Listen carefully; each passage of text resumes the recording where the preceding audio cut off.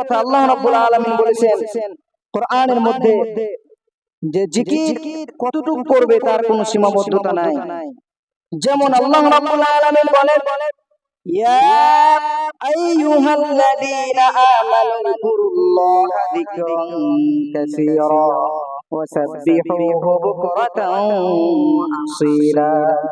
আল্লাহ রাব্বুল আলামিন বলেন হে ঈমানদারগণ উযকুরুল্লাহা যিকরান কাসীরা, তোমরা আল্লাহ রাব্বুল আলামিনের স্মরণ জিকির বেশি বেশি করে করো।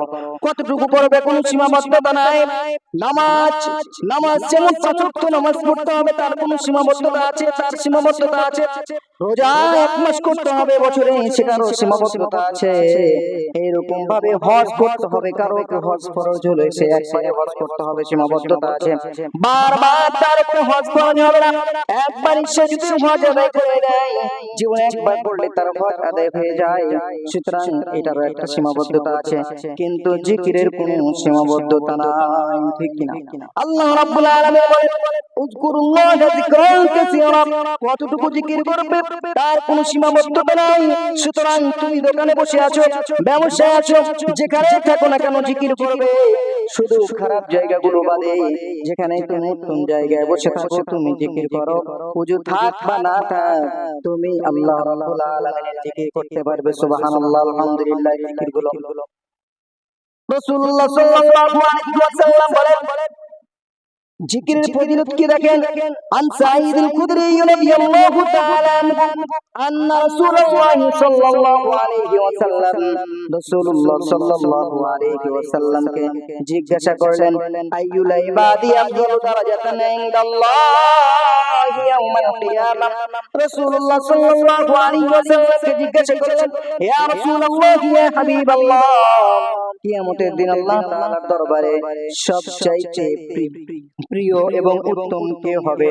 ক্বালা রাসূলুল্লাহ সাল্লাল্লাহু আলাইহি ওয়াসাল্লাম, রাসূলুল্লাহ সাল্লাল্লাহু আলাইহি ওয়াসাল্লাম বললেন আয-যাকিরুনাল্লাহা কাসীরান ওয়ায-যাকিরাত। রাসূলুল্লাহ সাল্লাল্লাহু আলাইহি ওয়াসাল্লাম বললেন যে জিকিরকারীরাই আল্লাহ রাব্বুল আলামিনের কাছে সবচেয়ে শ্রেষ্ঠ হবে। সুবহানাল্লাহ। সবচেয়ে শ্রেষ্ঠ হবেন কে? জিকিরকারীরা। কে হবেন ভাই? জিকিরকারীরা আল্লাহ রাব্বুল আলামিনের কাছে সবচেয়ে শ্রেষ্ঠ হবেন। শুধু তাই নয়, আবু দারদা রাদিয়াল্লাহু তাআলা আনহু বললেন লিকুল্লি শাইইন জালাউন। রাসূলুল্লাহ সাল্লাল্লাহু আলাইহি ওয়াসাল্লামের কথা বর্ণনা করেন আবু দারদা রাদিয়াল্লাহু তাআলা আনহু বলেন লিকুল্লি শাইইন জালাউন, প্রত্যেকটি জিনিসের উজ্জ্বলতা আছে। আপনার চেহারার যেমন উজ্জ্বলতা আছে, চেহারাতে যদি কোনো কেমিক্যাল আপনি ব্যবহার করেন তাহলে আপনার চেহারাটা উজ্জ্বলতা বাড়ে এবং উজ্জ্বল দেখা যায়। এরকম ভাবে কোন অন্ধকার ঘরে যদি বাতি জ্বালানো হয় তাহলে উজ্জ্বল দেখা যায়, ঠিক কি না? এইরকম ভাবে জালাউল কুলুবি, রাসূলুল্লাহ সাল্লাল্লাহু আলাইহি ওয়াসাল্লাম বলতেছেন ওয়া জালাউল কুলুবি যিকরুল্লাহ, আমার কলবের উজ্জ্বলতাই হচ্ছে জিকির।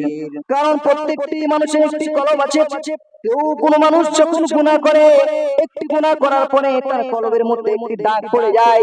এভাবে একটি একটি করে গুনাহ করতে দাগ পড়তে তার কলবের আয়নাটা অন্ধকার হয়ে যায়। আর এই অন্ধকার আয়না দিয়ে সে আল্লাহ রাব্বুল আলামিনকে দেখতে পায় না। সুতরাং আপনার আয়নাটা পরিষ্কার করতে হবে। আপনার আয়না যদি পরিষ্কার করতে চান, কলবের আয়না পরিষ্কার করতে চান, তাহলে আপনি সাবান ঘষে তো লাভ হবে না, সাবান ঘষে আপনার কলব পরিষ্কার হবে না। তাহলে কি দিয়ে আপনার কলবটা পরিষ্কার করতে হবে? রাসূলুল্লাহ সাল্লাল্লাহু আলাইহি ওয়াসাল্লাম বলেন যে জিকরুল্লাহ, আল্লাহ রাব্বুল আলামিনের জিকির বেশি বেশি করলে এই অন্তরটা পরিষ্কার হয়ে যাবে। সুবহানাল্লাহ। আল্লাহ রাব্বুল আলামিনের জিকির বেশি বেশি করে কি করতে হবে? সুবহানাল্লাহ, আলহামদুলিল্লাহ, আল্লাহু আকবার, লা ইলাহা ইল্লাল্লাহ, এই জিকিরগুলো বেশি বেশি করে করতে হবে। তাহলে আপনার অন্তরের ময়লা দূর হয়ে যাবে। শুধু তাই না, রাসূলুল্লাহ সাল্লাল্লাহু আলাইহি ওয়াসাল্লাম একদিন রাস্তা দিয়ে হেঁটে যাচ্ছিলেন। প্রতিমধ্যে হযরত আবু হুরায়রা রাদিয়াল্লাহু তাআলা আনহুকে দেখলেন। আবু হুরায়রা রাদিয়াল্লাহু তাআলা গাছের চারা লাগাইতেছিলেন। রাসূলুল্লাহ সাল্লাল্লাহু আলাইহি ওয়াসাল্লাম বললেন ইয়া আবু হুরায়রা, তুমি কি করতেছো? আবু হুরায়রা রাদিয়াল্লাহু তাআলা আনহু বললেন, ইয়া রাসূলুল্লাহ, ইয়া হাবিবাল্লাহ, আমি একটু চারা রোপণ করতেছি। রাসূলুল্লাহ সাল্লাল্লাহু আলাইহি ওয়াসাল্লাম বললেন, আলা আদুল্লুকা আলা জানাসিব খায়রিন লাকা মিন হাদা, তুমি যে চারা লাগাইতেছো এই চারা থেকে উত্তম চারা লাগানো আমি কি তোমাকে শেখায় দেব না? রাসূলুল্লাহ সাল্লাল্লাহু আলাইহি ওয়াসাল্লামকে বললেন, ইয়া রাসূলুল্লাহ, কি অবশ্যই বলেন। রাসূলুল্লাহ সাল্লাল্লাহু আলাইহি ওয়াসাল্লাম বললেন, ফাআখবিরনি বিশাইইন আকসাম। রাসূলুল্লাহ সাল্লাল্লাহু আলাইহি ওয়াসাল্লাম বললেন, তুবু রাসূলাকা বিকুল্লি ওয়াহিদাতিন শাজারাতুন ফিল জান্নাহ। রাসূলুল্লাহ সাল্লাল্লাহু আলাইহি ওয়াসাল্লাম বললেন, তুমি সুবহানাল্লাহ, আলহামদুলিল্লাহ, আল্লাহু আকবার এগুলো পড়ো। আমার সাথে সবাই বলেন সুবহানাল্লাহ, আলহামদুলিল্লাহ, আল্লাহু আকবার। এইভাবে হযরত আবু হুরায়রা রাদিয়াল্লাহু তাআলা আনহুকে শিখিয়ে দিলেন এবং পড়ায় নিলেন। এরপরে রাসূলুল্লাহ সাল্লাল্লাহু আলাইহি ওয়াসাল্লাম বললেন, তু রাসূলাকা বিকুল্লি ওয়াহিদাতিন শাজারাতুন ফিল জান্নাহ, শাজারাতুন ফিল জান্নাহ। তুমি যে সুবহানাল্লাহ, আলহামদুলিল্লাহ, আল্লাহু আকবার পাঠ করলেন, তো করলেন, এই পাঠ করাটার সাথে সাথে প্রত্যেকটি সুবহানাল্লাহ, আলহামদুলিল্লাহ বলার কারণে তোমার জান্নাতে একটি করে গাছ হয়ে গেছে। সুবহানাল্লাহ। শুনেন, আপনার গাছ যদি একটা জান্নাতে রোপণ হয়ে যায়, আপনার চারা যদি একটা জান্নাতে রোপণ হয়ে যায়, এই জান্নাতে চারাটা রোপণ করাই বোঝায় যে আপনি জান্নাতি। ঠিক কিনা বলেন? আপনার জান্নাতে যদি আপনার গাছ থাকে তাহলে আপনি কি জাহান্নামে যাবেন? না, আপনার গাছ তো আছে জান্নাতে, আপনার সম্বল আছে, আপনার সবকিছু আছে জান্নাতে, আর আপনি জাহান্নামে কেন? না, আপনি আপনার গাছ লাগানো হচ্ছে, আপনার জান্নাত সাজতেছে, মানে আপনি সেই জান্নাতে যাবেন, আপনার জন্য জান্নাত তৈরি হচ্ছে। রাসূলুল্লাহ সাল্লাল্লাহু আলাইহি ওয়াসাল্লাম বলেন, আপন হাদিসে রাসূলুল্লাহ সাল্লাল্লাহু আলাইহি ওয়াসাল্লাম বলেন, মা ক্বালা আবদুন লা ইলাহা ইল্লাল্লাহ কাত্তুন মুখলিসান ইল্লা ফুতিহাত লাহু আবওয়াবুস সামাই হাত্তা তুফজিয়া ইলাল আরদ।